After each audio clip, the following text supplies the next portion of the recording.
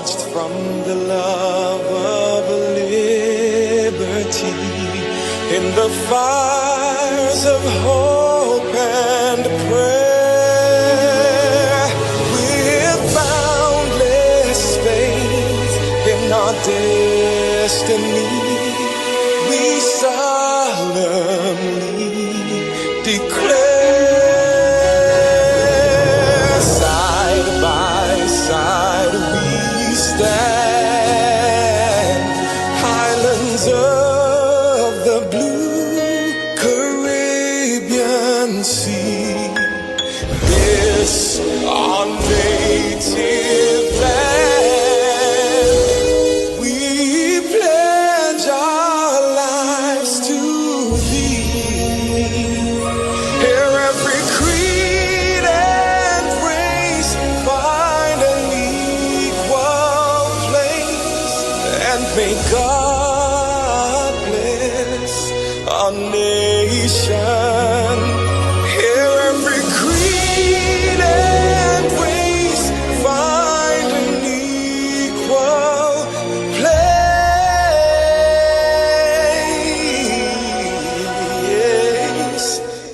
and may God bless our nation.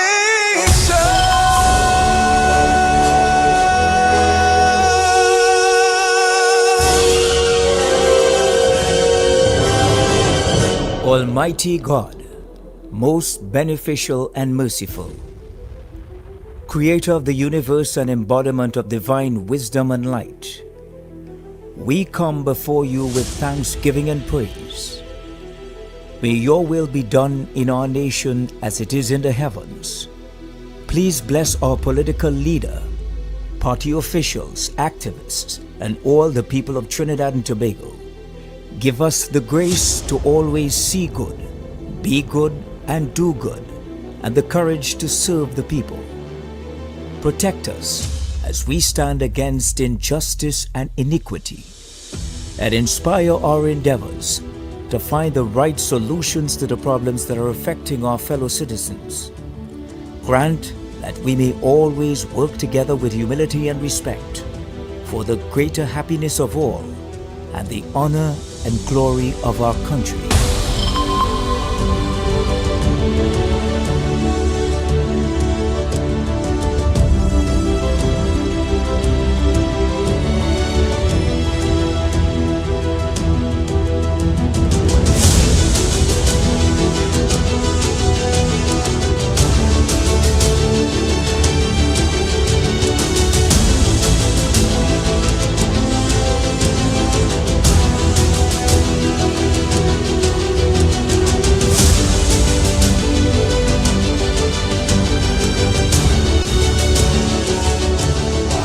Live from UNC Battleground, this is the Virtual Report, streaming on all platforms.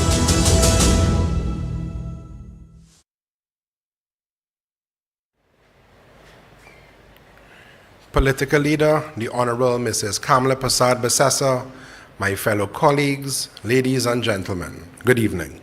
Welcome to the UNC's Virtual Report, which is being streamed live on Synergy TV, TV and Radio Jagriti 102.7, Freedom 106.5, More FM 104.7, The Street 91.9, and all UNC platforms. My name is Eli Zakour, the Northwest Regional Representative on the National Executive, and I will be your co-chair for tonight's proceedings with my colleague, Alderman Nazeemool Mohammed of the San Juan Laventil Regional Corporation. We have a fantastic lineup of great speakers tonight, but before I introduce the first speaker, we would like to offer our deepest condolences to former Minister and UNC stalwart, Dr. Daphne Phillips, on the passing of her husband, Mr. Horace Gaskin. Our prayers are with you and your family during this difficult time. May he rest in peace. Our first speaker is a well-respected member of the medical profession and a stalwart of the UNC for many years, having served as deputy political leader. At any party event, you are certain to see him at the helm of the medical tent. Please welcome to the UNC Virtual Report the Member of Parliament for Kamuto Manzalina, Dr. Rai Ragbir. This revolution is about restoring our democracy, and this revolution is about stopping this creeping dictatorship. Welcome to the revolution. People crying out for justice. Some of them crying out for freedom. We want freedom. Everybody crying out for democracy. Now it's time to take a stand.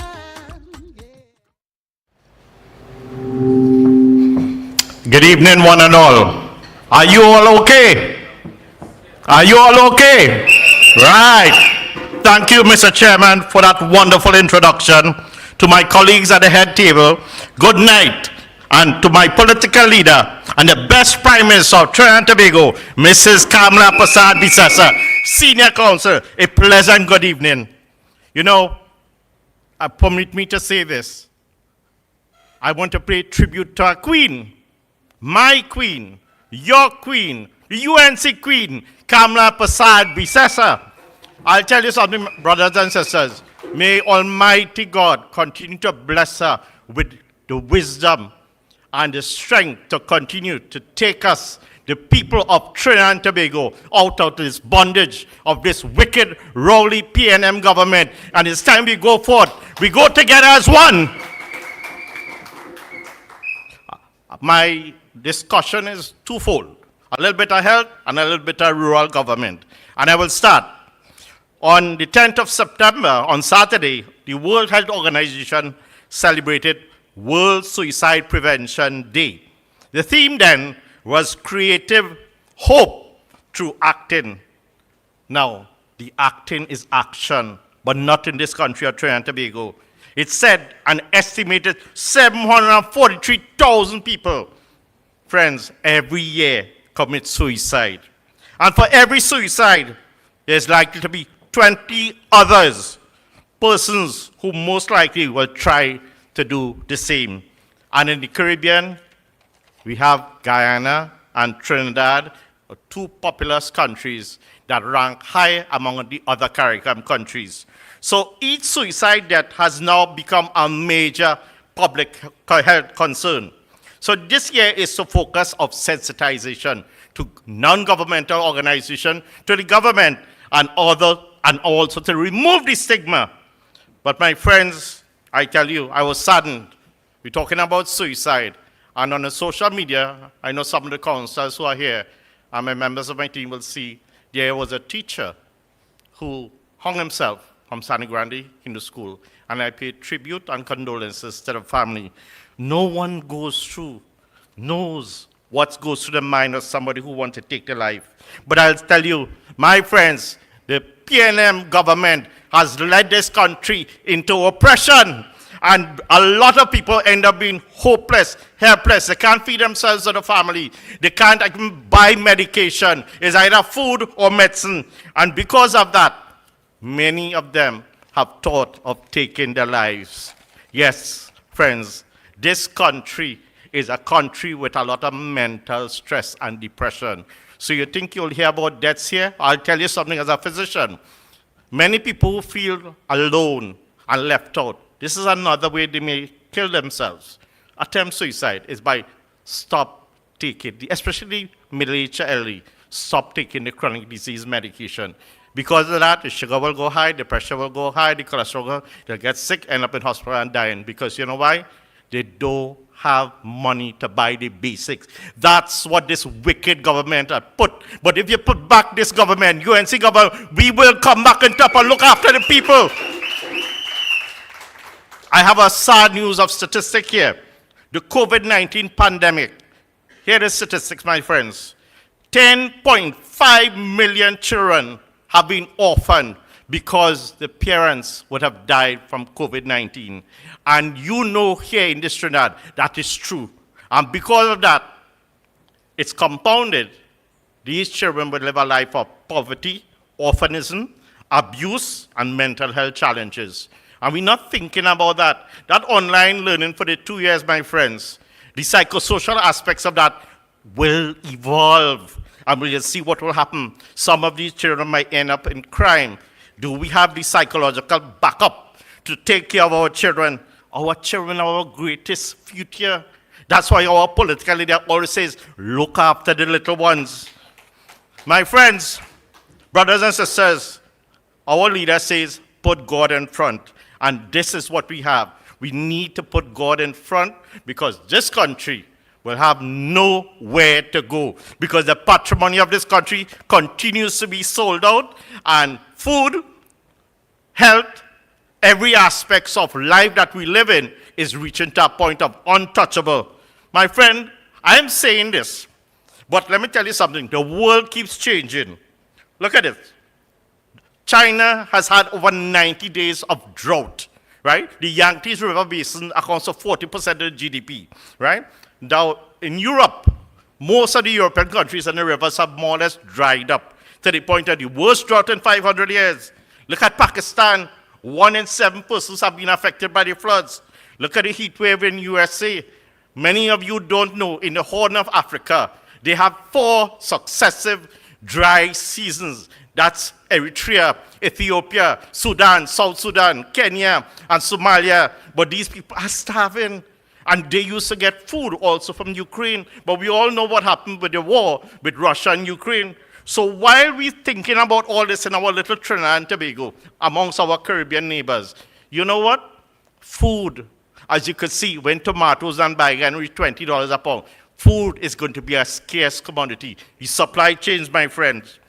I remember clearly well when the Minister of Health had said about taking vaccines. I myself take vaccines. My friends, let me tell you something. On the Ministry of Health website, there is something called, and you need to hear this, the National Strategic Plan for the Prevention and Control of Non-Communicable Disease. And it's labeled on the website 2017 to 2021. But you know what? This is 2022. We're in September. There is nothing. There is nothing. But we are in a crisis because, as the political leaders would say, they have no plan. They have no plan. So when we talk about non-communicable diseases, what are we talking about?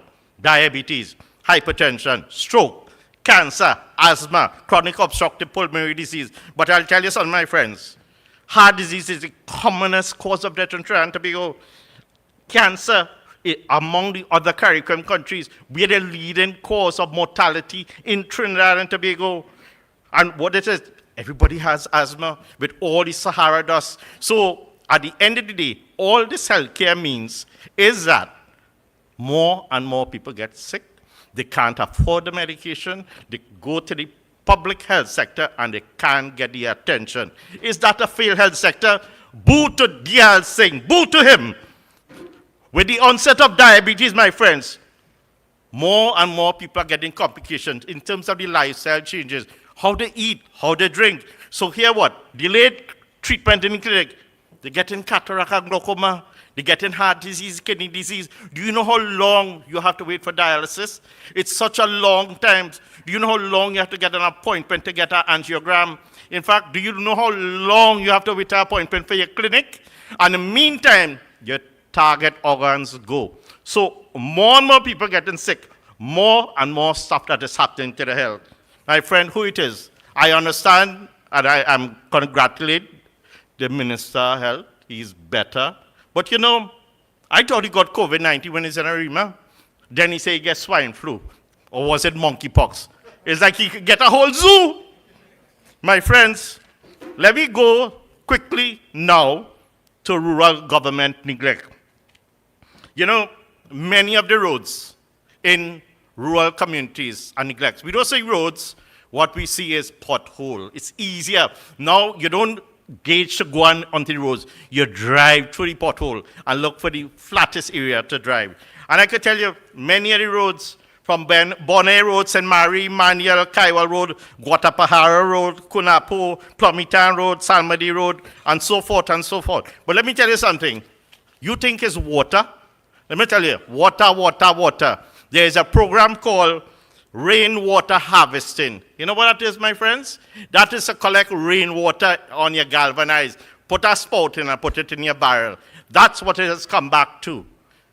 You know what has come back again?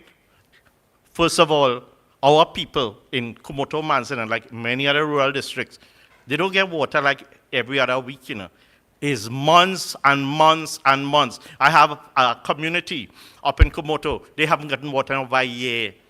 And these people are so humble and feeling that they wait and they pray for a little bit of rain. But I'll tell you, a toilet takes 1.6 gallons of water. And that 1.6 gallons of flush toilet, they don't even have that.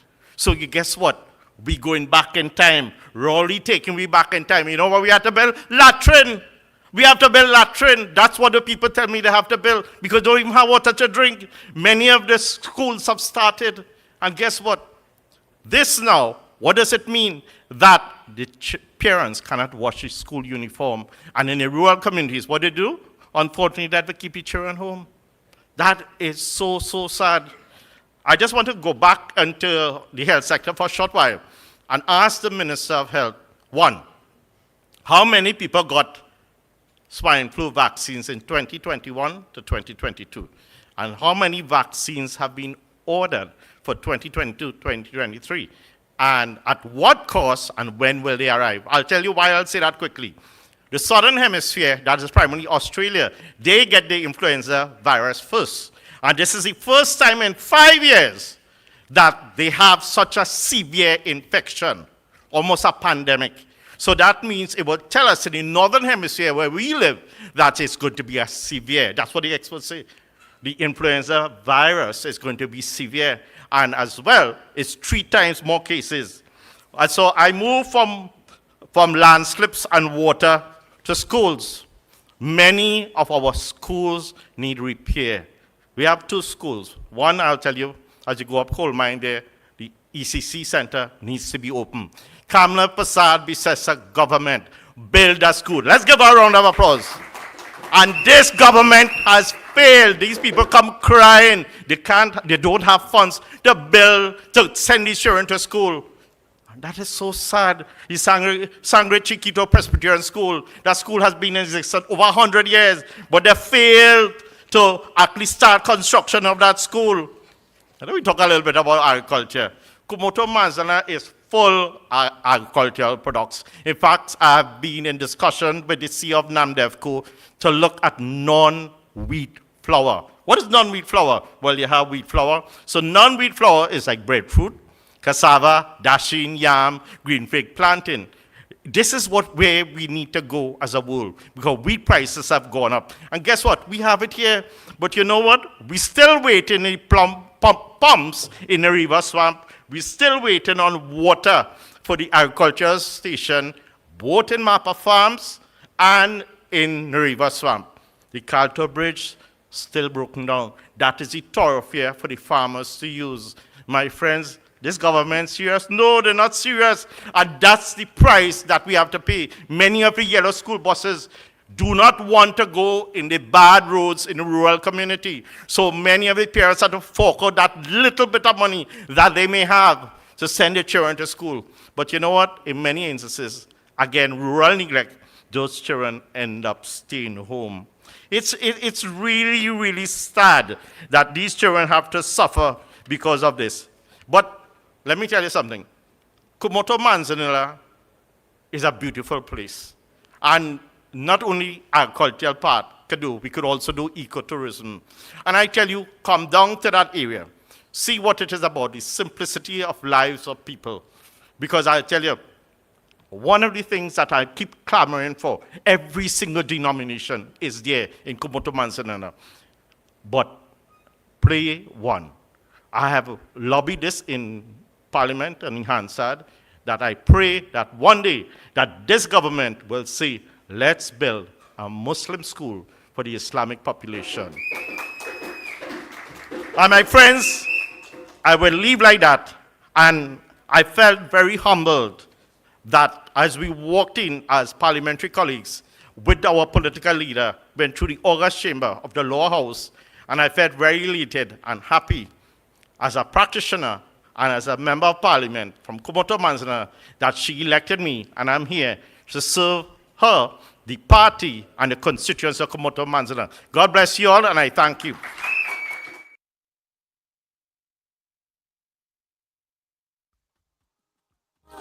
Some of them crying out for freedom. Want freedom.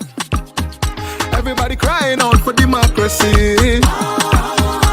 Now it's time to take a stand, yeah. Come on!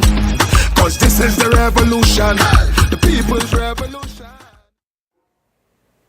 Good evening, my brothers and sisters. Let's hear it again for Dr. Rai Ragbir, bringing the reality of what exists presently. Thank you very much, Dr. Ragbir. Our next speaker is a vibrant, industrious young woman who became the youngest mayor of Chaguanas following the 2019 local government elections. Passionate about advancing women's rights, she also serves as vice chair of the UNC Women's Arm. Please welcome to the UNC Virtual Report, the Member of Parliament for Chaguanas East, Vandana Mohit.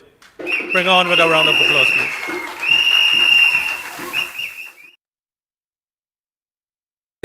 Man and woman sing freedom. Everybody sing freedom. Everybody sing.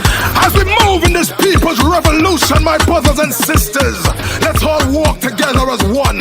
This revolution is about restoring our democracy. And this revolution is about stopping this creeping. Honorable Political Leader, Mrs. Kamla Prasad Bisesa, my UNC colleagues present, our dear viewers and followers, and you, our supporters present here, a pleasant good evening. As I stand here this evening, I want to give thanks to our honorable political leader for the opportunity to serve, and thank the people of Cunupia, the people of the borough of Chaguanas, and the constituency of Chaguanas East for their confidence in electing me. Today we have entered into the third session of the 12th Parliament. In all my time spent serving, I must admit, being an opposition MP involves the most politics. But I am glad to have those around me who have definitely been the driving force in getting it done. I must say, standing on a platform to speak is indeed a privilege, but speaking about the continuous hardships faced by our citizens is not one that we take pride in doing.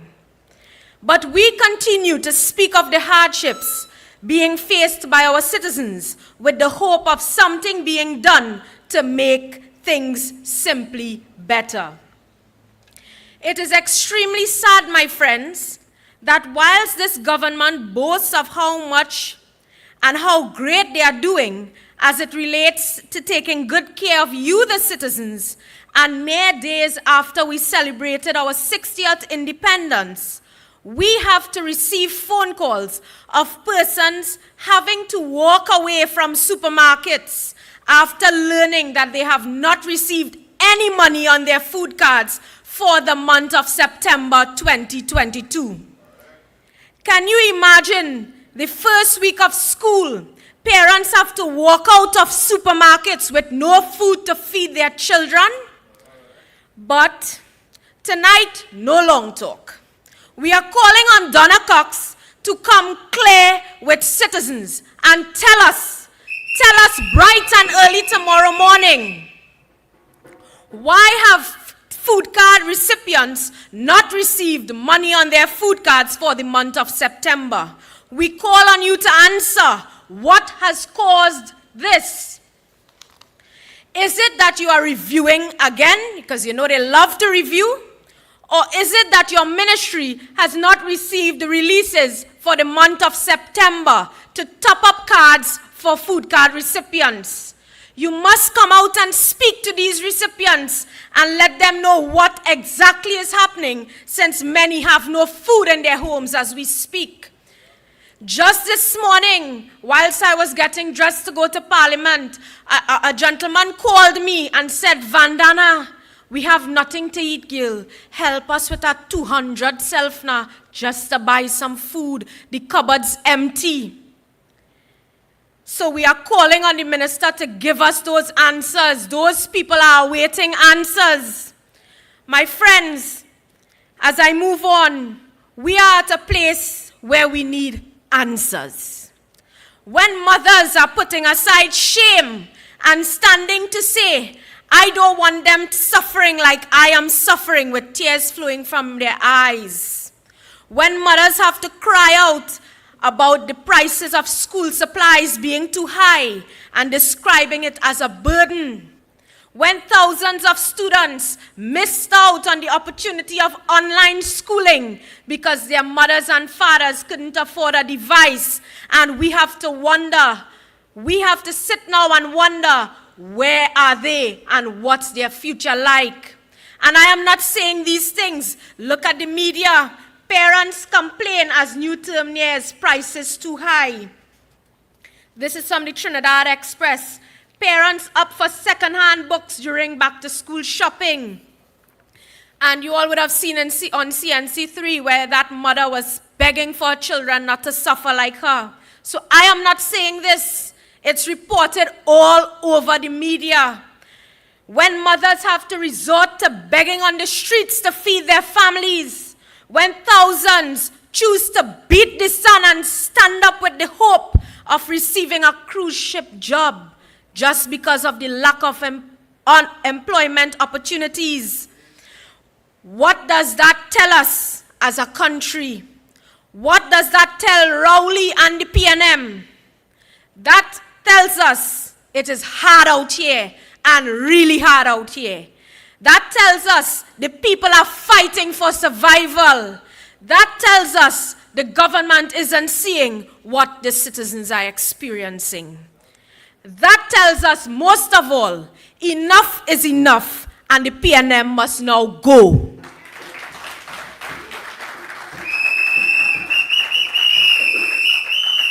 Recently, we saw scrap iron dealers protested about their children going back to school. Rather, scrap iron workers protesting about their children going back to school. Why didn't the Minister of Social Development utilize a community center and host a direct impact or a community outreach at one of those community centers in Claxton Bay, where she can bring officers, bring application forms, allow those persons to speak to persons and get the required assistance directly, and allow these workers to access the necessary grants? Instead, do you know what happened? The Prime Minister called these people, these scrap iron workers, thieves. Okay, fine, if some of them do wrong, but why should their children suffer? When you shut them down and these workers have no job, what do you leave them to do? You leave them with no option. What do you think will happen? It will not get better. Things out here will get worse. You cannot shut down an industry without any alternative. It is the same thing they did with the construction sector during the COVID lockdown period. Do you remember that? And they provided no form of support as it relates to relief grants until they were pressured. Up to now, we don't know if those construction sector personnel got any type of assistance. My friends, a few weeks ago on this very same platform, speaking about school books and back to school for these children, these scrap iron workers' children, these suffering mothers' children, these parents who have lost their jobs' children, a few weeks ago on this very same Monday night platform, I mentioned to you that I have never dealt with so many book lists in all my years of serving. And you know, sometimes you ask, what is the PNM doing? What are these ministers doing? But sometimes we as representatives, we have to say thank God for corporate citizens. Today I am proud to say that as an opposition UNC MP in my very own constituency, with the help of corporate Shogunas, my team, some of who are here tonight, and I, were able to assist with 50 booklets amounting to 50,000 TT dollars. 50 book bags with stationaries and vouchers amounting to 5,000 TT. All in all, $100,000 in assistance for the constituency of Chaguanas East in back-to-school supplies. I say thank you to the business community for their confidence in the constituency of Chaguanas East. And that is the same spirit of all of my UNC colleagues, always trying to assist. And we don't do it on our own. Our political leader is and has always been very serious about our children's education. That is why she ensured that our nation benefited from 95,000 laptops to our Form 1 students. That is why she ensured that poverty was reduced by 7%. My friends, what do you think happens by removing VAT from 7,000 food items? You always hear that happened under the UNC. Do you know what happened? It decreases food bills within the households. My friends, what do you think happens by processing 7,000 certificate of comfort under the UNC? This happened. You have access to better homes, since you can now access financial support through the various ministries, self-help, NSDP, or even the banks, because you have something to say, this is mine. What do you think happens by increased minimum wage, which happened under the UNC from $9 to $15? This allows for increased income within low-income households. And that, my friends, is how you attack and deal with poverty issues facing your country if you are serious about improving the lives of those facing hardships. Not sit down from the diplomatic center or the Twin Towers as we call it, or elsewhere, and hear the people cry out, gas price too high, flour too high, food prices too high. And speaking about food prices, I want to touch on the school feeding program.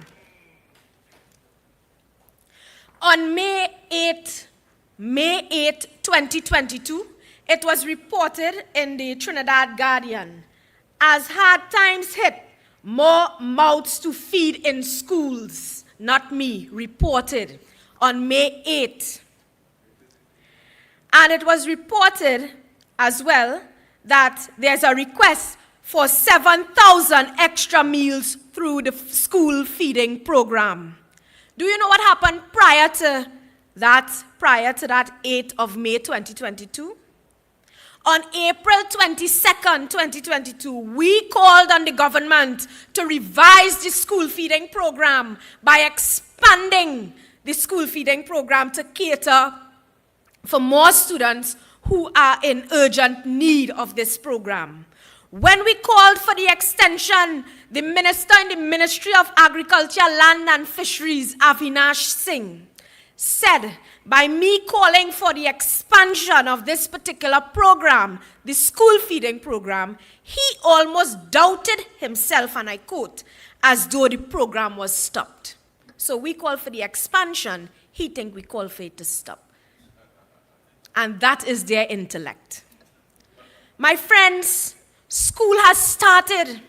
The PNM continues to cut food cards, and that's a fact. Parents are struggling to meet daily expenses in an attempt to recover from the effects of COVID-19. And we have not heard anything. We have not heard anything about the request for 7,000 extra meals under the school feeding program. And we are calling tonight for the government to answer to this. If nothing has been done to make provisions for these additional 7,000 meals under the school feeding program, then, my friends, that is a total neglect of our children of Trinidad and Tobago. So, friends, you have heard it. The PNM continues to fail our people. They continue to fail our children. We, as a UNC, must remain united, as we must work hard to remove this PNM government and save our nation's children. With that being said, God bless our political leader. God bless our party. And I thank you very much. Come on! Cause this is the revolution, the people's revolution. This is the revolution. I wanna hear everybody sing. Everybody sing freedom. Man and woman sing freedom. Everybody sing freedom. Everybody sing. As we move in this people's revolution, my brothers and sisters, let's all walk together as one. This revolution is about restoring our democracy. Thank you, MP Mohit, for that powerful delivery. Let us give her another round of applause.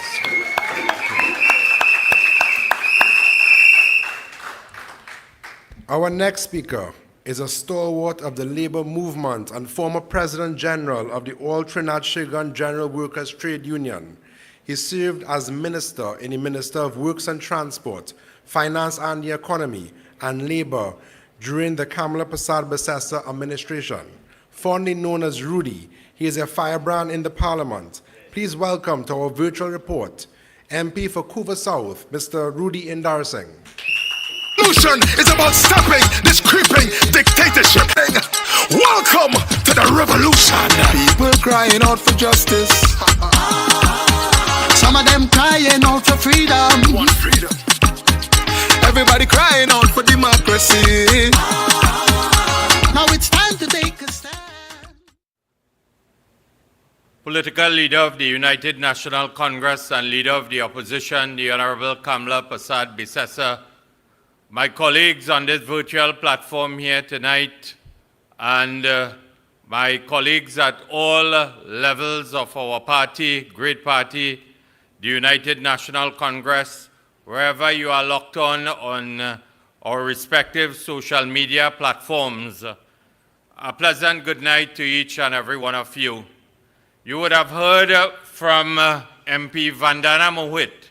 You would have heard from MP Dr. Rai Ragbir about the continued neglect of the citizens of Trinidad and Tobago, the poverty, the sense of pain and suffering that our citizens continue to undergo under the incompetence and visionless government led by Prime Minister Dr. Keith Rowley over the last 7 years.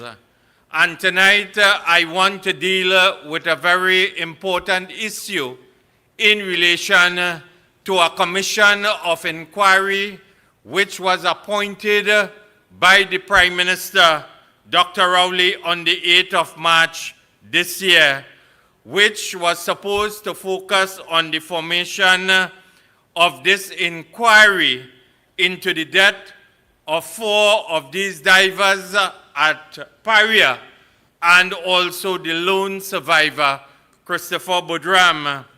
And from day one, the Prime Minister and the government was not serious about treating this commission of inquiry with a sense of purpose, urgency, and commitment to ensuring that there was true justice and fairness on behalf of all the families of the deceased divers and the lone survivor.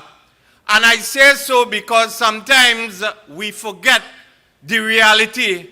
We must never forget when they initially formatted a committee, they put a person on that committee by the name of one Eugene Tia, a former president of the Energy Chamber, knowing fully well there was a conflict of interest. He had a legal relationship with the Minister of Energy and Energy Affairs. So the committee was doomed to fail from the beginning because he was conflicted with his relationship, and this is how Rowley and his government started off. And in that context, it was the leader of the opposition, it is the UNC that called out the Prime Minister and the government, and it led to the government making a 360 roundabout turn to save their face, and in that regard, dropped the committee, and based on the pressure they got from the UNC, Dr. Rowley, who initially chastised the opposition for calling for a commission of inquiry, had to turn around and resort to the same UNC suggestion to save the face of his government. And tonight, if we could put up on the screens to show the importance of this commission of inquiry, because the incompetence of the government was clearly spelled out in relation to the headlines on the 3 newspapers.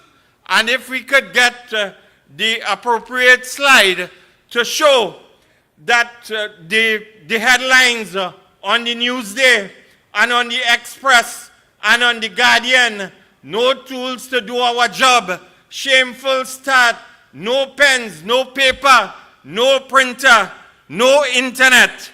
And I want you to listen to the words of the chairman of the Commission of Inquiry.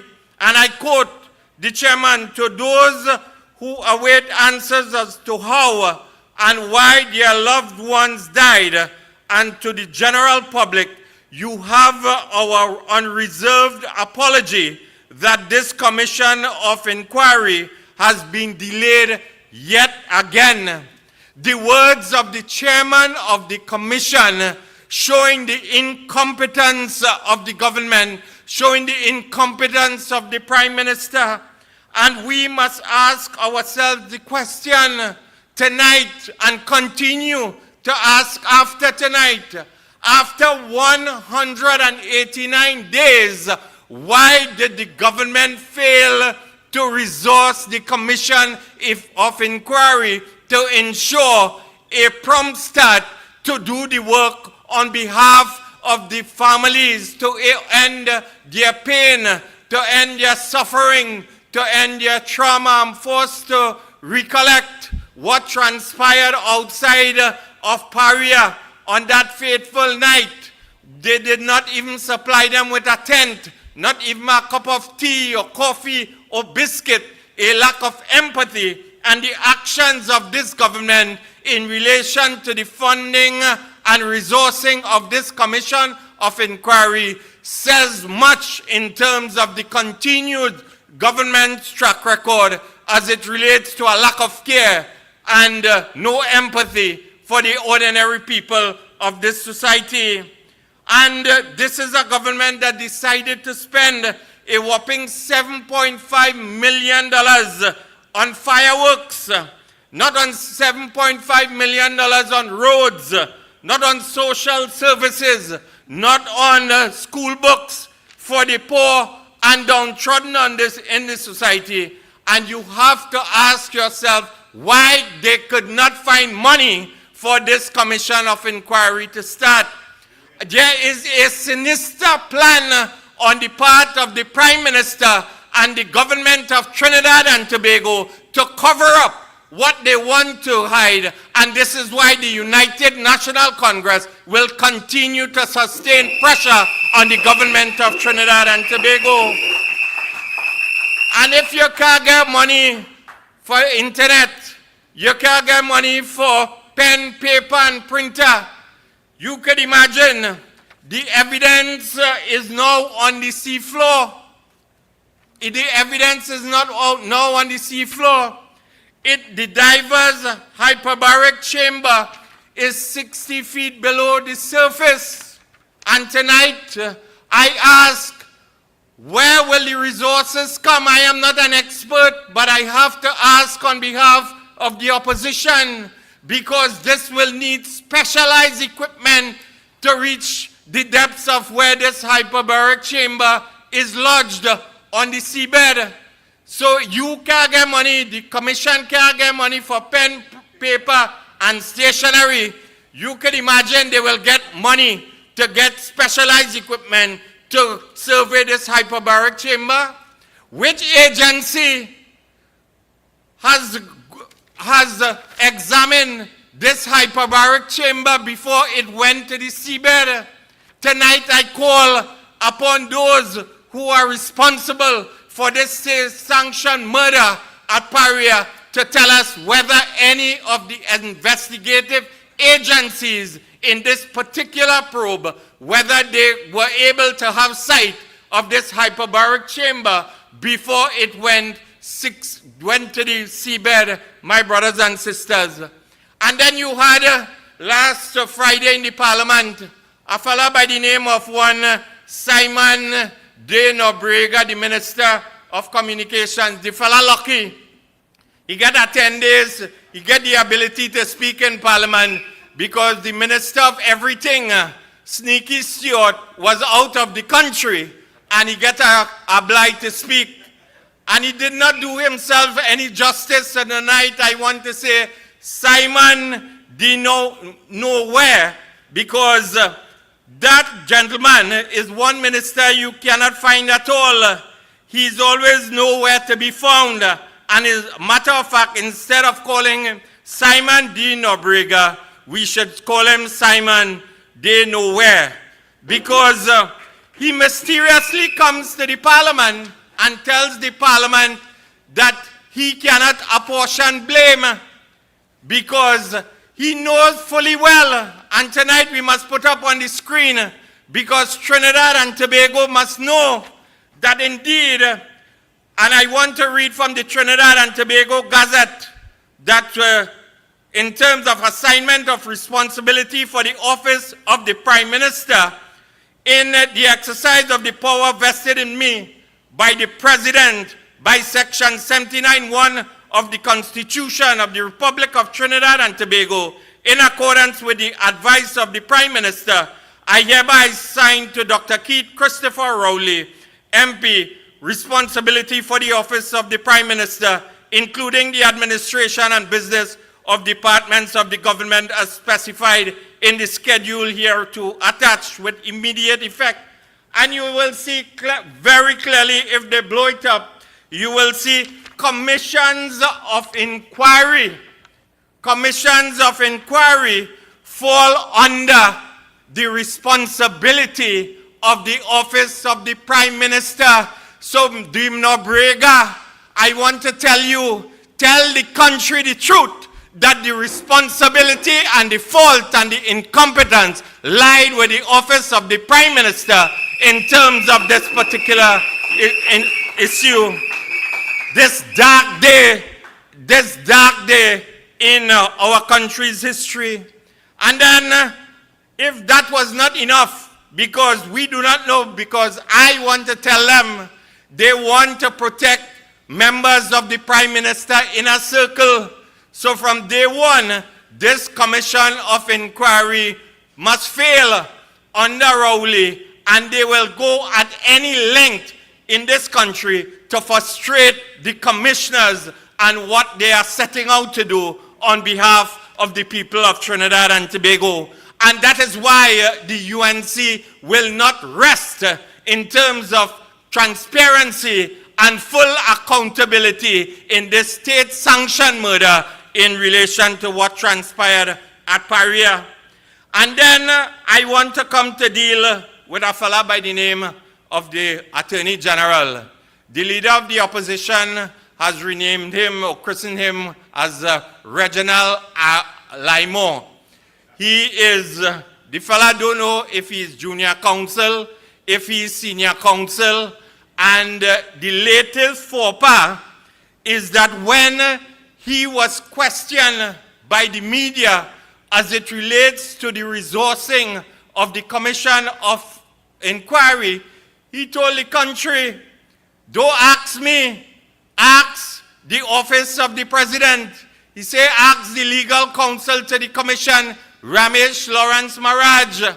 So first, he threw the legal counsel to the Commission of Inquiry, Ramesh Lawrence Maharaj, senior counsel, who she should have respect for in terms of the familiarity with the law profession and so on. He threw him under the bus. He said that's Ramesh's responsibility to get the commission going.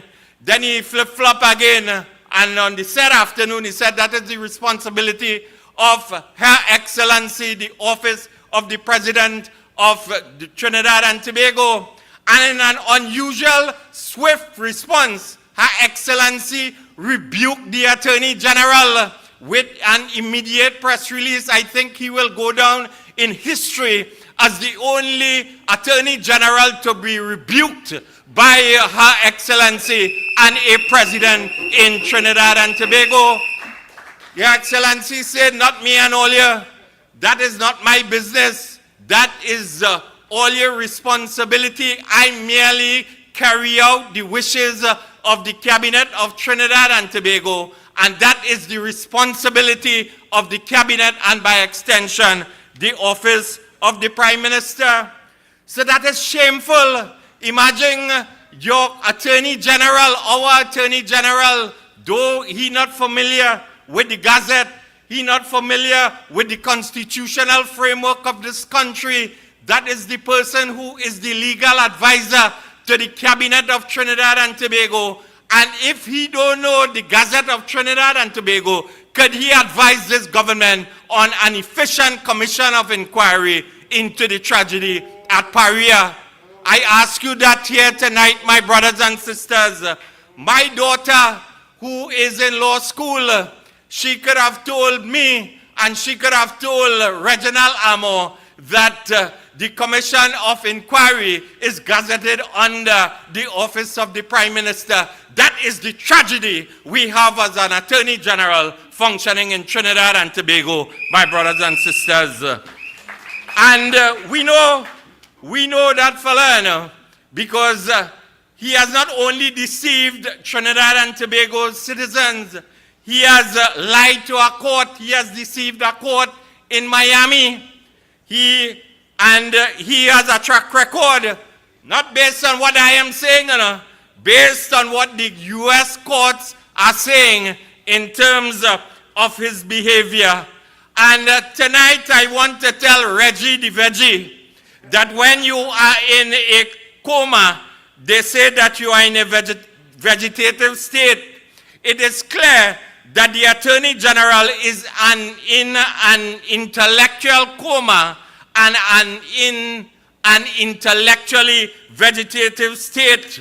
And we might call him to tell us what he is trying to cover up and save Trinidad and Tobago another embarrassing, my brothers and sisters.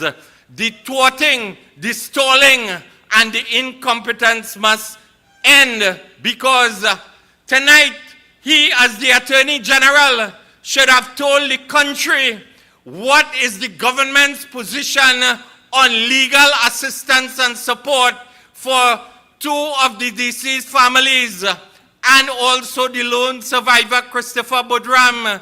The chairman of the Commission of Inquiry told the Christopher Budram and the two families who wrote for legal aid that we do not offer that kind of support, but we will refer it to the Attorney General.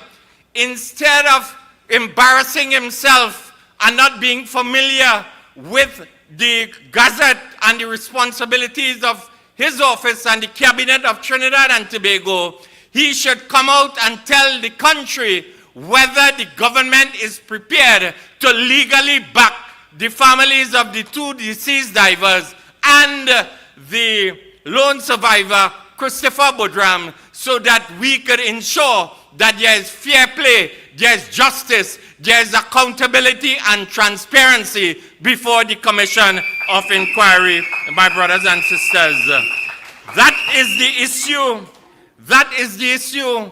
And that is why we will continue to champion this issue in the public domain, because we believe in the UNC. The Prime Minister is frustrating the Commission of Inquiry deliberately to ensure a cover-up. And we must always understand that Rowley and his cabinet has not been about the people over the last 7 years. There has been a relentless and sustained attack on the ordinary and poor people of this country, and you are seeing it playing out in relation to how they are treating this Commission of Inquiry in a flippant, in an arrogant, and in a very disdainful manner, my brothers and sisters. And before I end tonight, I want to focus on another issue. Another issue which yesterday was dealt with by my colleague, the Deputy Political Leader of the UNC and the Member of Parliament for Pointe-à-Pierre, the Honorable Dr. David Lee. I have the shadow responsibility of labor for and on behalf of the United National Congress. And yesterday, I was deeply troubled to read a headlines in the Express newspaper, an article that was headlined, "NICON gets okay to restart operations," written by one Asha Javid. No problem in terms of the headline. We want things to happen in the country from a positive point of view. We want businesses to get working. We want economic activity so that it could redound to the benefit of the ordinary people in our society. But we also want the rule of law and the proper thing to be done. What happened at NICON about 18 or 19 months ago was a workplace accident. On that fateful morning, it happened in Pointe-à-Pierre. All the way to Couva, constituents woke me up. They say, "MP, we feel something happening in the country in terms of we heard a loud explosion." They told me they want to know if another coup or something was happening in Trinidad and Tobago. And I told them, no, we will have to find out more. And it was a workplace accident, my brothers and sisters. And in response to my colleague's query in the Parliament of the country, MP Lee, on the 8th of April, the Minister of Energy and Energy Affairs, Stuart, Minister of Everything, who does go in and out of Trinidad and Tobago without accounting to the people. That is why I call him Sneaky Stuart, told the opposition, told Trinidad and Tobago that the authority to restart the NICON plant rests with the Ministry of Energy and Energy Affairs and the Occupational Safety and Health Agency. Yesterday, the minister, or last night or something, in response to the pressure from the UNC, said that it is the responsibility of the Ministry of Energy and Energy Affairs. Tonight, we reiterate that call. We want to know where is the report. Make it public. We want to know what led to the explosion, and we also want to know the recommendations. But as I told you a couple minutes ago, it was a workplace accident, and any workplace accident in Trinidad and Tobago has to follow the rule of law. And there's an Occupational Safety and Health Act. There's an Occupational Safety and Health Agency.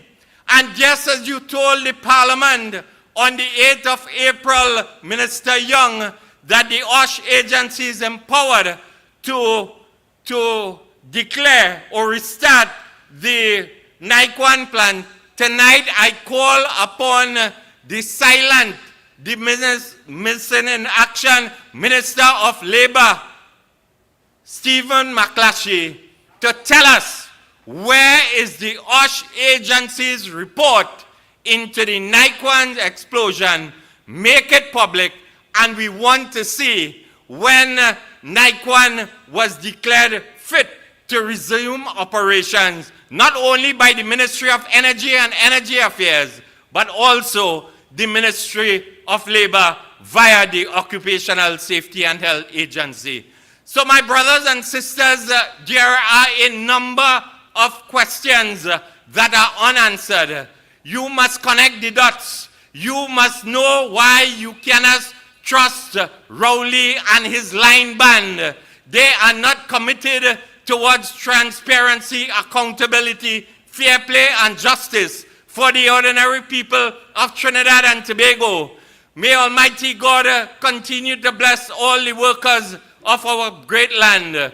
May Almighty God continue to bless the United National Congress for continued growth and development in serving the people of Trinidad and Tobago. And may Almighty God save our Queen, Kamla Persad Bissessa. I thank you. Revolution, this is the revolution. I want to hear everybody sing. Everybody sing freedom. Man and woman sing freedom. Everybody sing freedom. Everybody sing. As we move in this people's revolution. Thank you very much, MP Rudy. Could you give him another round of applause, please? He has exposed this hapless, hopeless government, the PNM government. Hopeless, destroying us piece at a time. Our next speaker is a strong voice in our parliament. He previously served as Trinidad and Tobago's ambassador to United Nations under the Kamla Persad-led government and continues to serve our nation in the House of Representatives. Please welcome to our virtual report, Member of Parliament for Naparima, the Honorable Mr. Rodney Charles. Stopping this creeping dictatorship. Welcome to the revolution. People crying out for justice. Some of them crying out for freedom. Want freedom. Everybody crying out for democracy. Now it's time to take a stand. Political leader of the United National Congress, Mrs. Kamla Persad Bissessa, activists gathered here this evening in this holy place, members of our viewing audience. Tonight, I call upon all right-thinking citizens, all teachers, all nurses, all doctors, all taxi drivers, all police and firemen and women, all 80,000 workers fired by this Keith Rowley administration. I want to tell them tonight, and this will be part of, anytime I get a forum, I'll be making the point, that they cannot vote PNM and blame the UNC for the nonsense that passes for governance in Trinidad and Tobago. I want to tell them, because the future of our nation is in their hands. I want to tell them, if they do not already know, that the PNM is the problem. Keith Rowley is the author and finisher of our crisis that we face. Keith Rowley is the, to use scriptural terms, he is the Alpha and the Omega of our misfortune.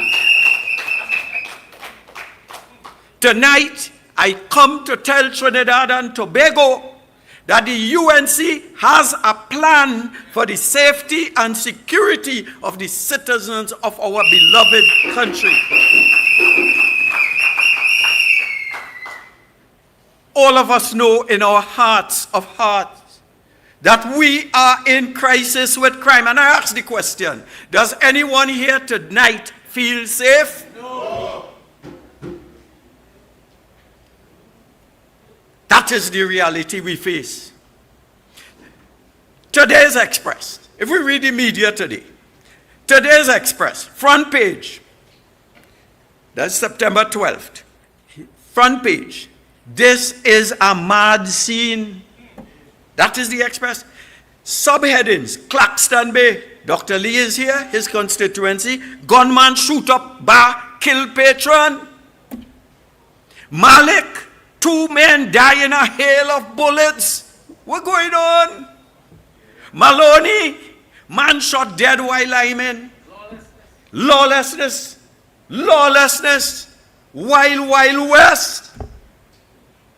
The Guardian, father killed in gun attack inside a bar. You can't take a little drink in peace in this country under Keith Rowley. And he goes to the United States tomorrow. He says he's going to meet officials from the United States and to visit his grandchild. But the real reason is he cannot tolerate the disaster that he has created in my beloved country. Rowley comes in to check the per diems that he gets for the trips in Europe. And the per diems, how much it is? 720 US a day, unaccountable, I'm not sure. But every day he's out of the country, he gets tax-free per diems. You and I have to pay for that. And you and we are not safe. Newsday today, page 5. Claxton Bay, murder victim's brother. Guns like socks and shoes. Everyone has one. That is our country. Lord, help us. Lord, graciously help us.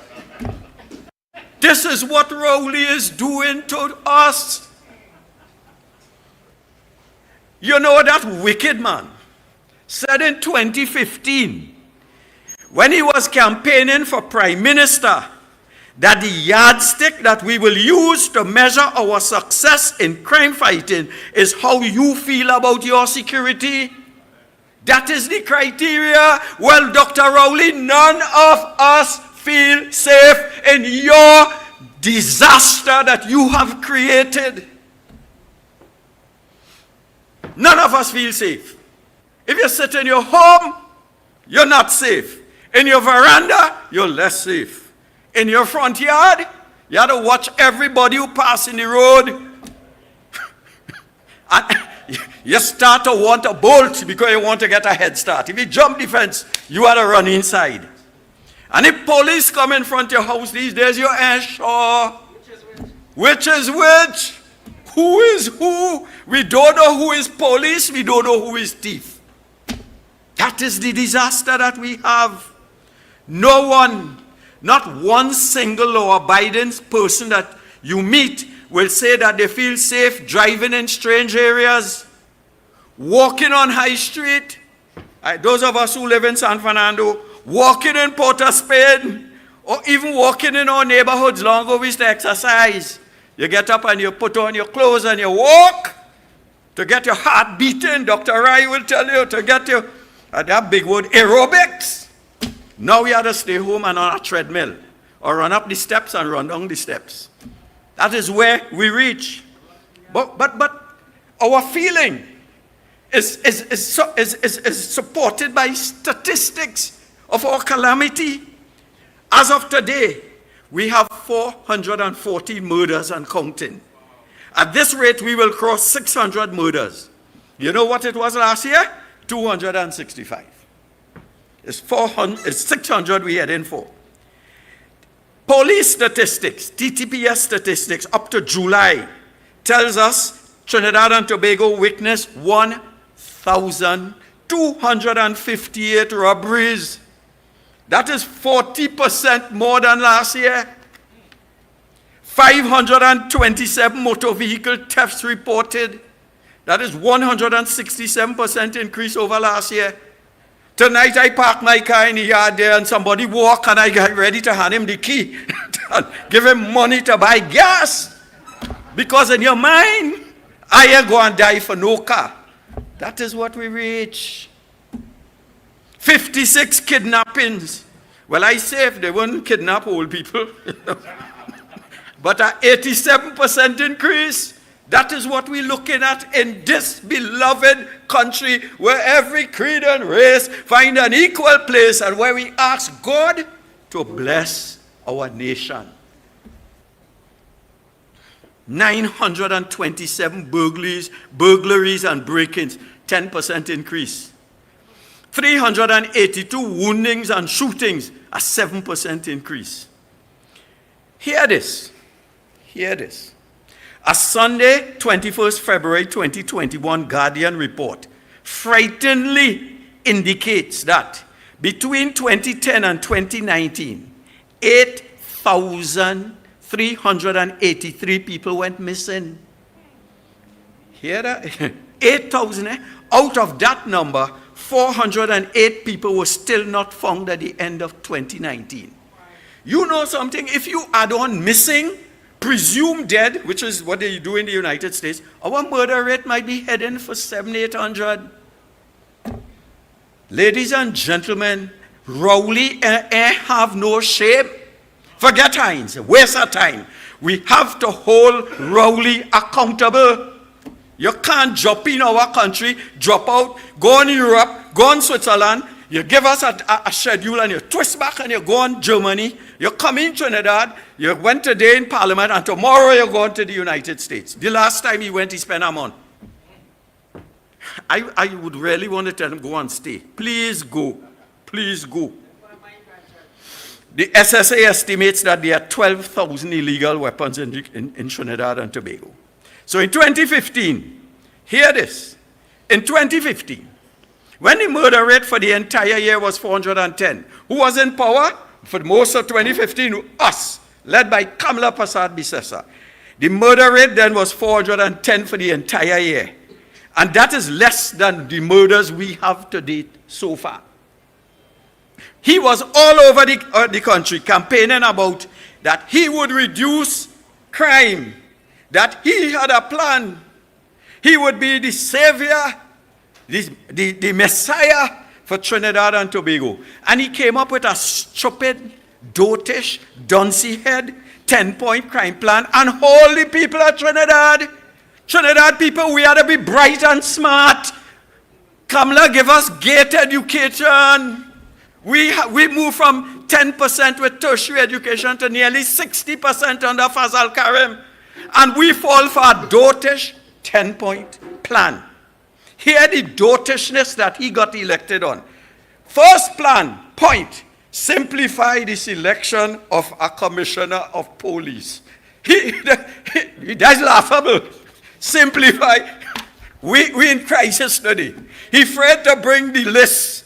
As my partner said, the lists, because we are sure listeners disappear and reappear and whatnot. He's scared because the commission might put Gary number 1, and he had to come in Parliament and say, why not? You see the nonsense we have in Trinidad? Point number 2, in his 10-point plan, conduct a police manpower audit. This was completed 5 years ago. It found that 3,000 out of 7,500 officers were not on active duty. But what has he done to increase police patrols? We have enough police in Trinidad that every street in every hotspot area should have a policeman patrolling all 24/7. 3 shifts. High Street should have police up and down. We have enough police to do that. The problem is management. He talks about establishing municipal police units in all local government bodies and the THA. I understand that that is best said in writing. We have people from Princestown Corporation, and I understand they're supposed to have 100. How many you all have? 30 out of 100. This is a gross incompetence. This is laziness. This is slothfulness. This is duncy-headedness. Ashamed to say it. But what they say in the dialect, plain talk, bad manners. Give the PCA, Police Complaint Authority, greater powers and the right to independently prosecute offenders. That way he put nothing done in that regard as of today. The PSA calling for more powers. Hear joke. Hear what Trinidad and Tobago, swing voters in San Fernando West and in St. Joseph, supposed to have bright people, doctors, lawyers, engineers. They supported this nonsense. Item 6, make witness tampering an offense. 7, make unlawful eviction an offense. 9, review anti-gang legislation. 8, implement the urban renewal plan for East Port of Spain, recommendation by the Ryan report. You know what that duncy head Rowley government did? Ignore the Ryan report, create the Rutgers report, and throw both reports in the dustbin. That is governance for you, boy. That is who we vote for. That almost have to say, shame on you. Shame on you. The number 10 in their report, CCJ as the final court of appeal. You see that? The day the CCJ becomes our final court of appeal and they move the Privy Council, all of we jump on a boat and head to Venezuela. Don't stay here. The PNM has a capacity to infiltrate all our independent institutions and make them subservient to the will of Balize House. We, citizens of Trinidad and Tobago, the day some probably down the line, we should have the CCJ, but not with this dotish, incompetent, corrupt, dictatorial Keith Rowley administration and his minions. We can't have that. The Prime Minister's wake up, he go on the jaunts, have a good time, wake up in the morning, and he just catch a VAPS. The VAPS he catch was public health emergency. Crime is a public health emergency. If you ask him, he don't know what it means. What exactly is crime as a public health emergency? Prime Minister, you do not seem to know. So let me educate you, Prime Minister. I, Professor Rodney Charles, educate. I know he's a slow learner, but I will endeavor to use my teaching skills. Prime Minister, an emergency is defined as, quote, a serious, unexpected, and often dangerous situation requiring immediate action. So when you say that crime is a public health emergency, we expected some form of urgency in the response.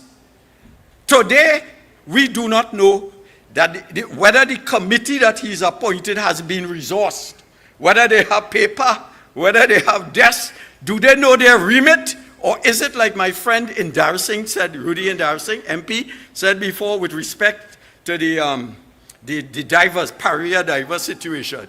We'll find out 6 months down the line that they don't have paper, pencil, or nothing. Shame on this government. Shame on this government. So let me tell you what our plan is. You see, we are bright. Kamala Prasad Bisesa is a brilliant lady. Give her a round of applause today. And let me tell you, the PNM is very good at coming in our party and putting culture. So when we hear stupidness about our leader, we must stand up and tell them, we voted for Kamala Prasad Bisesa. The right-thinking citizens of the 300,000 citizens have determined, for whatever reason, that she is our leader. No 2x4 so-called independent commentator is going to comment on our leader, and we will accept that. No, sir. No, sir. We are brighter than that, and they have to deal with her. And I'm telling you tonight, I am the prophet Rodney Charles. And the prophet said, speaking unto the multitude, that she is going to be the next Prime Minister of Trinidad and Tobago. And who don't like it could take it and put it in their pipe and smoke it. Put it in their pipe and smoke. So here our plan. Here brilliant. I just read their 10-point plan. Dotishness, dotishness, dotishness. If you give it a mark, it's ungraded. You can't give it an F. It's ungraded. So here our plan. The opposition leader, Mrs. Kamala Prasad Bisesa, announced a security master plan, including restructuring of the Ministry of National Security, splitting into a Ministry of Home Affairs and a Ministry of Defense. So while we have Dotish Hines swimming in a lake that he can't swim in, we are separating it into two discrete areas, Home Affairs and Defense. The UNC will separate the functions of the Army, the Coast Guard, Border Security, Immigration, and Air Guard, which deals with defense, on the one hand, from internal security agencies such as the TTPS, prison community patrols, fire services, etc. So we could give focused attention to the TTPS and the coast and the prison. The TTP, the community patrols, the fire services, etc. Total focused attention. That is a managerial, conceptual, a framework decision that could redound to improved management, supervision of the TTPS. We, point two, and you begin to see this serious, they talk about CCJ, here what we're talking about. Review the composition of the TTPS from an HR point of view. A, incentivized by improving the police recruitment program. Our training must be targeted for service. Hear what? We need more forensic pathologists, cybercrime experts, white-collar crime investigators. We will need to bring those competencies into the Trinidad and Tobago Police Service. Hear what? Talk about brilliance. In 2022, having just 5 O-levels cannot cut it anymore. We must set the bar higher so that our police service can be filled with the best and the brightest of our citizens. We are going to review our scholarship program. So instead of having doctors, lawyers, and engineers, they're good professions, but we have plenty lawyers, plenty doctors, plenty engineers. We need forensic police experts so that a scholarship winner from whichever school, and most of them come from South Trinidad, right? From whichever school, he gets an island skull and he gets to study subjects that will end up in the police service. So our commissioner of police should be an island scholar, and the entire leadership will be our best and brightest. That is the kind of thing we're talking. A UNC government will increase qualifications for entering the TTPS to at least an associate degree or equivalent, and will ensure that a standard program of training be put in place, which, for example, will require all police officers to receive firearm training annually and mandatory training in de-escalation approaches. We bright. For years, we have heard about court cases that have been lost because technicalities, the wrong date, we have a surplus of lawyers. We'll bring them into the police service and so that they can handle court cases. So that, and 2 things will happen. We free up police to do police work. And we put in intelligence into the system so that we win court cases. We're real bright. We'll accelerate promotion for high-performing officers. Item 3, we will set SMART goals for the police service. Specific, measurable, achievable, relevant, time-bound. For example, we are coming with a list of things we're doing. When we go in, we say we want you to reduce the murder rate by 10% annually. And that makes sense? And they work back. What do we need to do? We need to recruit, we need to do this, we need to that. Those are the things that support a SMART goal. We will reduce police response time by 10 minutes. You call police now and you're sure you're here in a car. We don't have a car, we don't have this, we don't have that. No, sir. If somebody's in my yard and they jump in my fence and I call the police, within 10 minutes, a police officer. We have enough police. The question is management. We'll reduce the remand population by 10% annually. Young citizens of the country, not yet convicted, languishing for years in the remand yard. Isn't that a shame? They don't care about citizens. Lock them up. Lock up. That's their approach. Increase crime detection rates to 50% in 3 years. 4, and you're seeing the superior approach of a Kamala Persad-Bissessa government. Providing adequate resources to the TTPS and having mechanisms to maintain.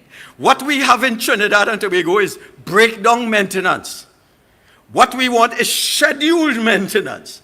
So they buy a car, and the car tells you every 5,000 miles, they send it in for oil change and whatnot. The Minister of National Security stated in April that out of 1,796 closed-circuit television cameras, 733 are not working. And he don't know whether they're in hotspot areas, or whether they will be, when they will be fixed. Oh Jesus, sorry, oh Lord. That is third world incompetence. We have seen the Coast Guard. We have vessels parked up for months. Kamla Prasad Bisesa left 14 first-class, world-class patrol vessels, and they're tied up in Stobbles Bay for lack of maintenance, lack of fuel. That is gross wickedness. That is incompetence. We will make sure that the equipment we supply are properly maintained to save the taxpayers' money. The UNC government, 5, believes in an all-of-government approach. We don't waste time on committees. It is evident that forming new committees yearly does not bring any relief to the crime situation. Not one committee has helped reduce the number of gangs formed in hotspot areas. The time has come to stop committees. It is not an answer to crime. Not an answer to crime.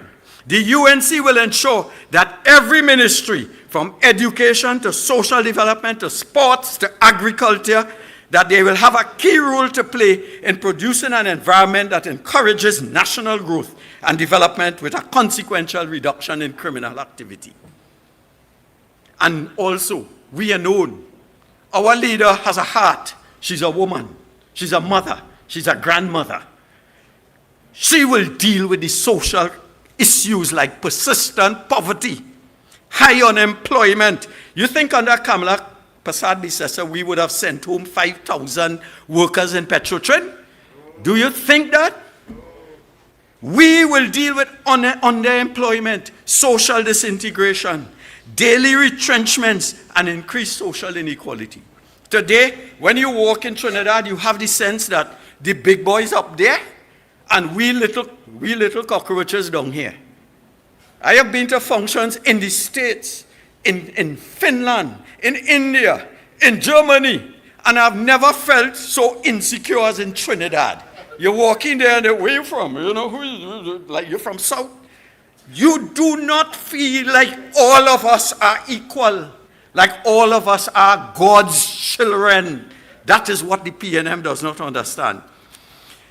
A UNC government, the time is running out on me, a UNC government for its part will increase spending on crime prevention and crime rehabilitation. You know how much money is spent on crime prevention and crime rehabilitation? 5% of the billions for the national security budget. We will increase that to 40%. We will do that. This government finds it acceptable to allocate billions on crime suppression, that's locking up people, jailing people, and peanuts on the equally important areas of crime prevention and crime rehabilitation. And I'll give examples. We must shift money to areas of crime prevention. So scouting, the little boy learns discipline. He puts on a uniform. He's dressed, it's a killer, we'll do our best, and he learns. So while he's growing up, even if he comes from a hotspot area, he learns about discipline, about human interaction, about social integration. So they do not spend money on cadets, police youth clubs, scouts, Girl Guides, 4-H farmers clubs, national mentorship programs, youth skill development programs. I asked the question tonight. Follow this logic, follow PNM logic for me tonight. How can the PNM allocate 353 million to the SSA, which is a macro agency, spy? 353 million, but 4 million to cadets? Which planet that makes sense on? 353 million to the SSA and 1 million to the National Mentorship Program? Where does that make sense? 1 million on the Youth Skills Development Program. You spend, hear this, if it ain't laughable, I wouldn't say it. It's 353 million to spy on us, but 4-H clubs, $10,000. I was a member of the 4-H club. That's a long time ago. You learn to plant garden in school every Friday. We learn to plant thing and we and you'll get a love for agriculture. They give that 10,000. I say shame on Rowley. I say shame on that cabinet. Shame on Stuart Young. Shame on all of them who agree to this nonsense. Ladies and gentlemen, I could go on and on to give you the excellent ideas, but time is not with us. So we will do all in our power to elect Kamala Persad-Bissessar so that these things will come to fruition. Everybody saying, as we move in this people's revolution, my brothers and sisters, let's all walk together as one. This revolution is about restoring our democracy, and this revolution is about stopping this creeping dictatorship. Welcome. Thank you, MP Charles, for that very comprehensive security plan. Let's give him another round of applause, please. Our featured speaker has been offering dynamic representation to the people of Pointe-à-Pierre ever since he was elected as Member of Parliament in 2015. He is one of our deputy political leaders and he is the opposition chief whip in the House. Please give a warm welcome to the Member of Parliament for Pointe-à-Pierre, Dr. David Lee. People crying out for justice. Some of them crying out for freedom. Want freedom. Everybody crying out for democracy. Thank you, Eli, for that warm introduction. It's very difficult. I don't think Eli mentioned I'm the feature speaker. After listening to MP Charles, I think that was a feature speak. It's very difficult. It's very, very difficult to come after MP Rodney Charles. I mean, we did a press conference yesterday on Sunday, and I spoke after Rodney. And again tonight, I'm speaking after Rodney. And Rodney took everything I wanted to say here tonight. So I really don't know what else is left to say. But I listened to Rodney, and he says he's a professor now, he's a prophet, and he's everything here tonight. So Rodney, fantastic speech here tonight. I want to say good night to our political leader. The viewers out there in the World Wide Web, as Dr. Munilal, who has joined us here tonight, always says, and there's so many people in the hall here tonight. I welcome them tonight on our Monday night virtual. Tonight I join our virtual report to tell the country that yet again the Prime Minister and his government of this country have shortchanged and politically misled this country on energy matters. Yesterday, we had a press conference, the opposition, Rodney Charles and myself, and we called on answers. We called for answers from the Prime Minister on his recent trip. I think the Prime Minister returned from 1 week in Europe. I think he started off in Switzerland, he went to Germany, then he went to the United Kingdom, and ended up in Hague, and then returned, I'm hopefully sometime yesterday. And we saw that the government put out an advertisement that the Prime Minister is holding a press conference this morning at 9:30. So I think the whole entire opposition and the country, we were waiting to hear on the goodies, on the good things that the Prime Minister should have mentioned in his speech in his conference this morning. Because after 1 week in Europe and meeting all these big players, we thought we would have heard a lot of stuff coming out of the Prime Minister. And I think we're still waiting as we speak here tonight on anything tangible that came out of the Prime Minister's mouth this morning. I think the country is yet to hear anything of tangibility that came out from that trip for the last 7 days. And the Prime Minister in his speech this morning wants to accuse us, the UNC, of causing mischief. But I want to say the opposition is not causing any mischief, Prime Minister. We are simply calling on accountability on you and your government on what in our energy sector.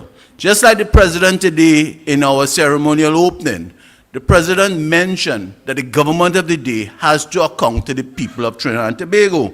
And we are calling on the Prime Minister once again to account to the people of Trinidad and Tobago for the last 7 days on that energy trip in Europe.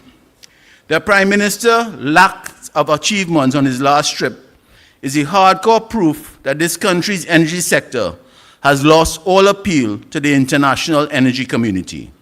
Tonight, I want to ask again to the Prime Minister, what is in place after your Europe visits to increase oil and gas production?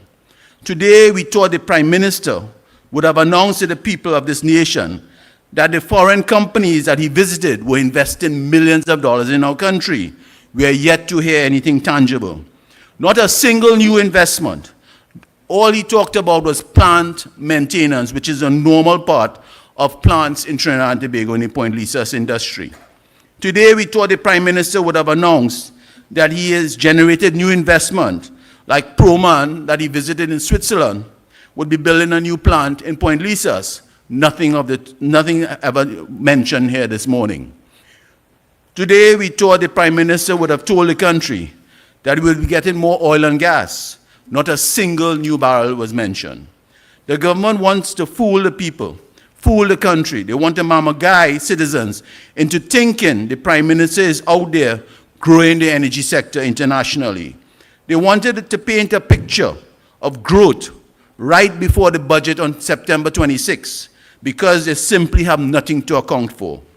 Now we are hearing a new word. We're hearing a new word used by the Prime Minister. He went out there to position Trinidad and Tobago in the energy sector. Really, Prime Minister, after 100 years in the energy sector, we are doing business for the past 100 years, you're now telling the country you went out there to position Trinidad and Tobago in the energy sector. And I leave it right there. I want the country to be aware. This trip was just a distraction ahead of a budget to hide the grim reality facing our energy sector, where the Central Bank of Trinidad and Tobago Economic Bulletin confirmed on Friday that everything is falling apart. They expect you to be fooled by a few pictures in a boardroom when the Central Bank of Trinidad and Tobago has told us that the energy sector has declined by 5.1% in the first quarter of 2022. They are boasting about a 7-year high with Shell after their meetings, yet this central bank report tells us the gas production is down by 3.1% for the first quarter of 2022, and oil production is down by 2.6%. They are boasting about meeting Proman, yet the central bank report tells us ammonia production was down by 22.9% and methanol down by 11%. Trinidad and Tobago must not fall for their gimmicks that these oil companies have agreed to invest more. The oil companies are simply maintaining their plants at Point Lisas. There has been no new investments announced by the Prime Minister. This trip was nothing but a cover-up to hide that this government has caused this country to lose billions in revenue had Point Lisas not fallen apart due to the poor gas negotiations back in Houston. Today would have been making billions for the country. This morning, the Prime Minister told the nation he went to meet the decision makers. Tonight, I ask the Prime Minister, why aren't those decision makers coming to Trinidad? They used to come to Trinidad when Kamala Persad-Bissessar was the Prime Minister. So why are they not coming anymore? The reality is that the Prime Minister and Stuart Young have gone to beg these energy companies who are simply losing interest in Trinidad and Tobago as our energy sector becomes unattractive under this present government. This country has been an energy powerhouse for years, and it has been the executives of these companies that used to come to us looking for good investments. Ask yourself, why we have to now go to them?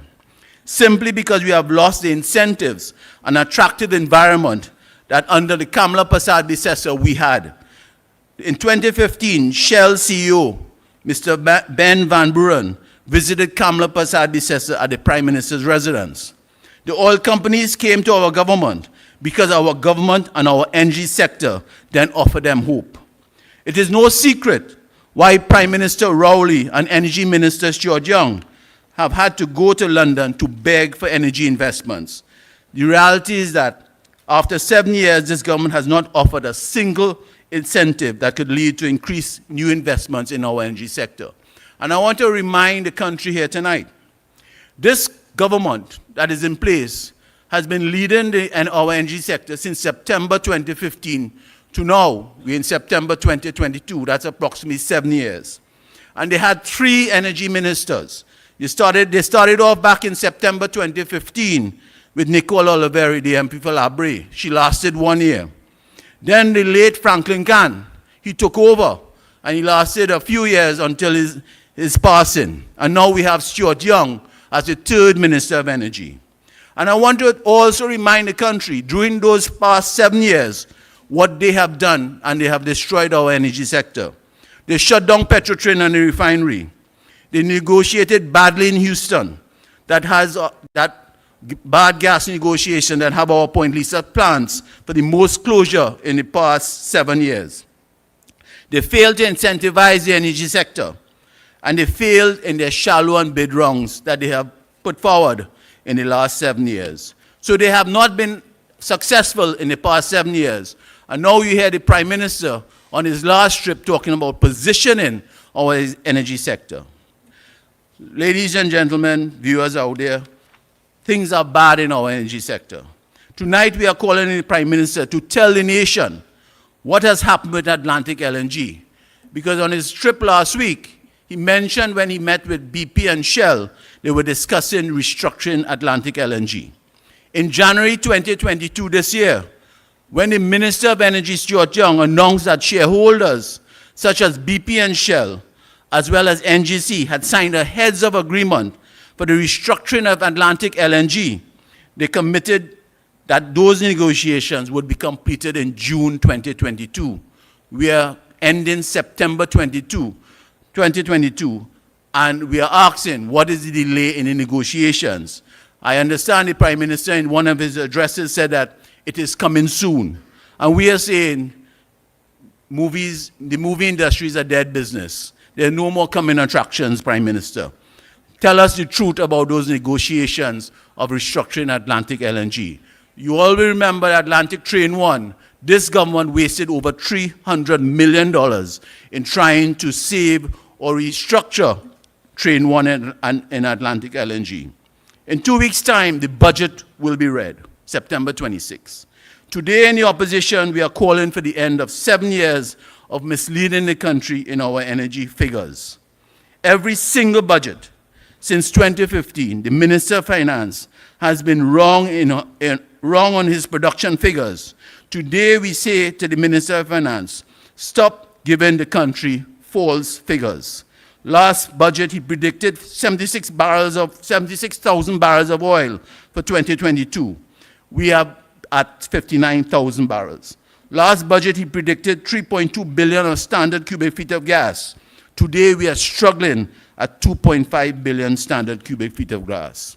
In 2018, he predicted that for the period 2019 to 2021, production of crude is expected to rise to 77,000 barrels.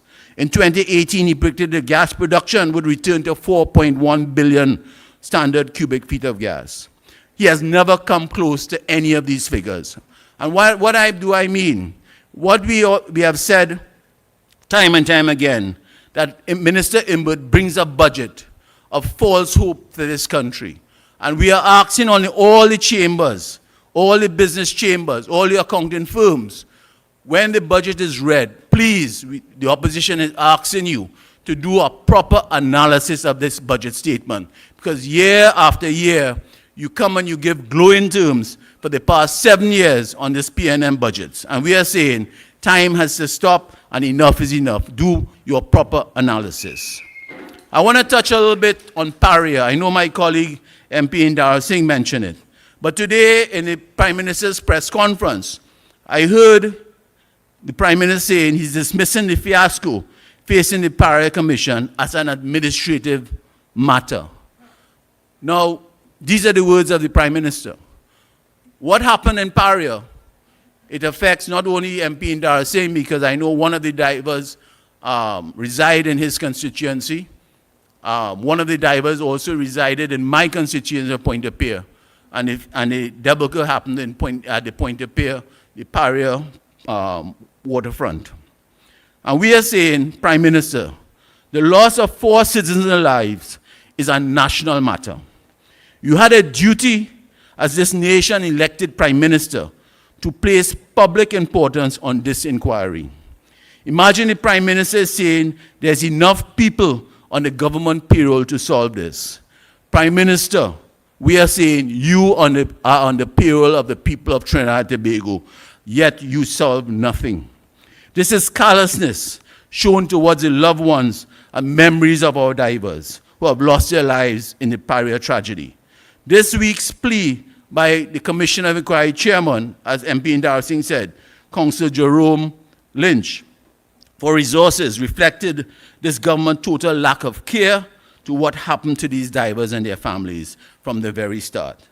And the Cabinet should feel ashamed, not only for the disrespect shown by to the loved ones, but what has happened in the past 189 days.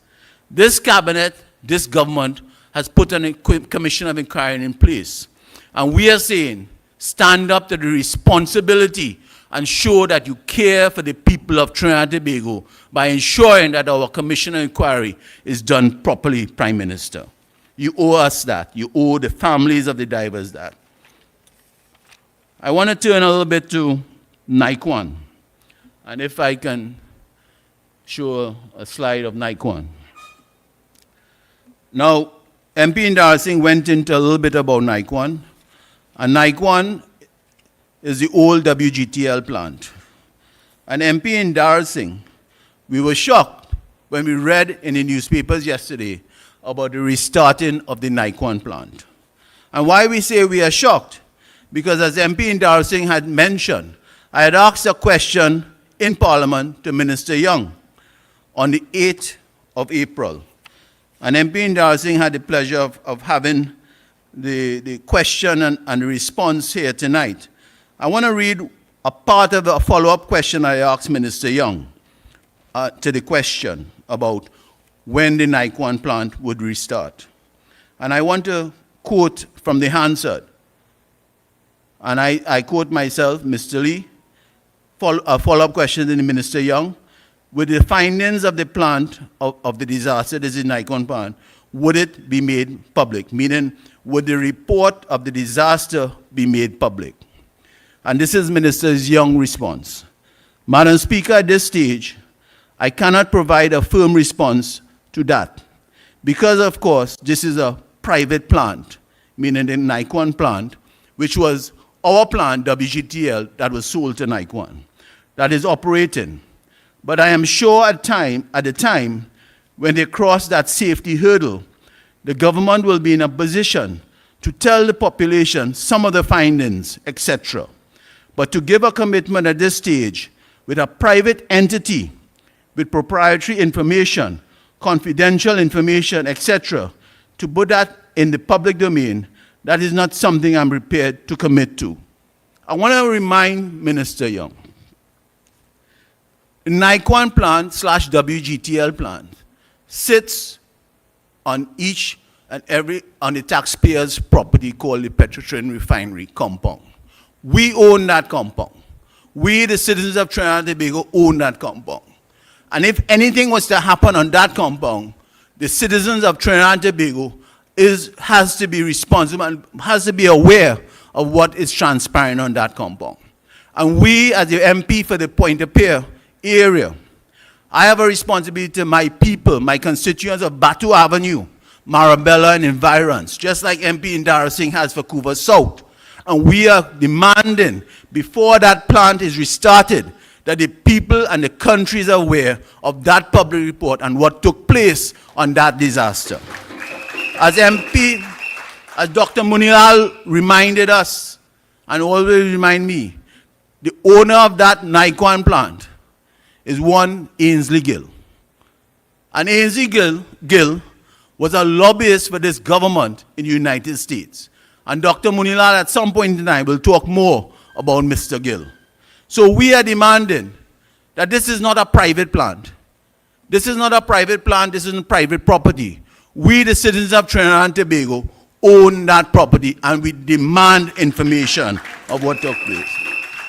And we must stand up for the people of Batu Avenue and Marabella who have been calling on over the last few months on what took place and what took place in that disaster. And they did not have the Nikon executive management, did not have the courtesy to reach out to the people of Batu Avenue and environs, or even the MP for Pointe-a-Pierre. And I wonder why. As I always like to say that UNC has a plan. And if our leader was here tonight, she would mention some of our plans. And I just want to remind the population here tonight that under Kamla Persaud-Bissessar, we had a transformation plan. And we had 12 projects that we would like to embark on if we were in government. And I would like to remind the viewers here tonight, we had great plans. And one of those plans to create jobs is the Brechin Castle Agro-Processing Complex. We also had plans for the St. Madeleine Manufacturing Facility. We had the East-West Biotechnology Manufacturing Corridor, the Sevilla Digital Innovation Park, the Tamana Solar Park, the West Port of Spain Trinidad Creative Arts Area, East Port of Spain Steel Pan Manufacturing Facility, the Payarco Airport Aircraft Maintenance Repair and Operation Hub, Cedra Special Economic Zone, Point Galeota Energy Hub, the Plymouth International Cruise Ship Marina Complex in Tobago, and Tobago's first local branded hotel. So we had projects, and as Deputy John always say, election has consequences. So this country would have been in a better place today if Kamla Persaud-Bissessar would have been Prime Minister again. So as I come to a close, I know we had a long night. Today we had the opening of Parliament for the third session and 12th Parliament of the Republic of Trinidad and Tobago. And on behalf of our parliamentary colleagues, the opposition, I say we continue our pledge to the people of this nation to be their voices, their defenders, and their fighters in the legislature. As a team, our focus is to fight to protect the citizens from a never-seen-before unparalleled cost of living crisis and the total decay of good governance in this country. 2 years ago, when this government took office for a second term at the height of the COVID pandemic, they promised legislation that would ensure proper recovery of this nation. In the last 2 years, besides some pie-in-the-sky fairy tale mid-year reviews and budgets, they have offered zero benefits to the people of this nation. This government has not brought a single piece of legislation to create jobs, growth, or prosperity. The reality is that their legislative agenda by this government has failed and betrayed the people of this nation. We have not seen a single constitutionally upstanding law which would protect citizens from crime. We have not seen a single piece of legislation that would benefit young people, protect women, generate equality, and improve opportunity for our citizens. What is even worse, this government has used its legislative agenda to suppress us as citizens. We have seen them suppress public accountability by gutting and delaying the procurement legislation. We have seen them suppress prosperity with property tax. As an opposition, our duty is to the people of this nation, their welfare, their livelihood, and the Constitution. You will recall in 2021, we brought motions of no confidence against the Minister of National Security, the Minister of Finance, the Minister of Energy, and the Minister of Health.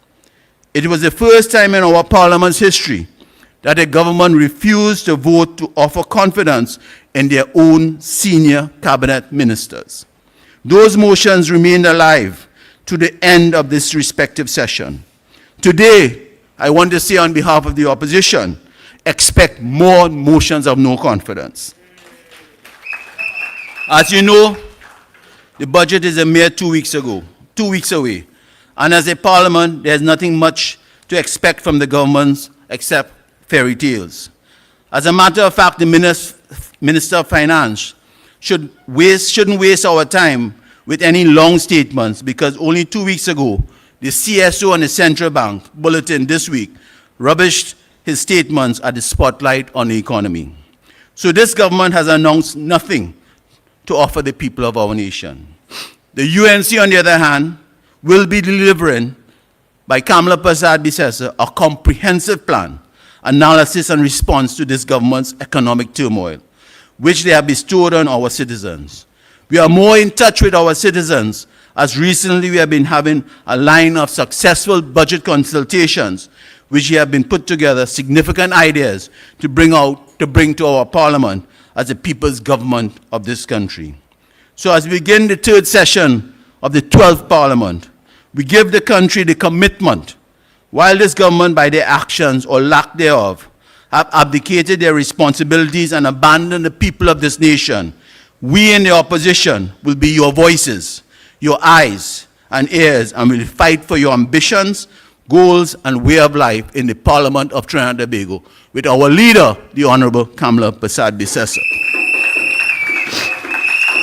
As I close, I just have some house duties, some reminders by our GenSec that tomorrow night we have another pre-budget consultation, and that will be held a combination of Sipari and Point Fontaine pre-budget consultation at the Akbar Trace Community Center.